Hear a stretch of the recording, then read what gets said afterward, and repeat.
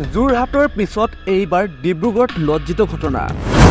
পত্নীৰ নগ্ন video' viral কৰিলে স্বামীয়ে। ২০-২৫টামান নগ্ন ভিডিঅ' আপলোড কৰিলে সামাজিক মাধ্যমত। পুনৰ নিজ স্বামীৰ বিৰুদ্ধে এগৰাকী পত্নীৰ গুৰুতৰ অভিযোগ।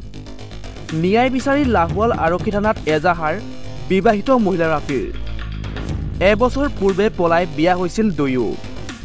বিবাহৰ দুমাহৰ পিছৰে পৰা স্বামীৰ অত্যাচাৰ সহিব নোৱাৰি পুনৰ নিজ গৃহলৈ ঘূৰি অহাৰ কাৰণেই স্বামীয়ে কৰিলে এই লজ্জিত কাণ্ডটো।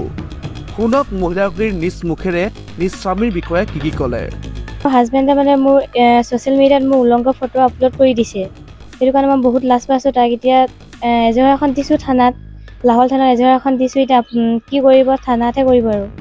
ক'ত দিছে এইবিলাক ফটোবিলাক? ইনষ্টাত দিছে, ফেচবুকত দিছে, মোৰ নামত দি দিছে। বিক্ৰম হাজৰিকা। ক'ত ঘৰ?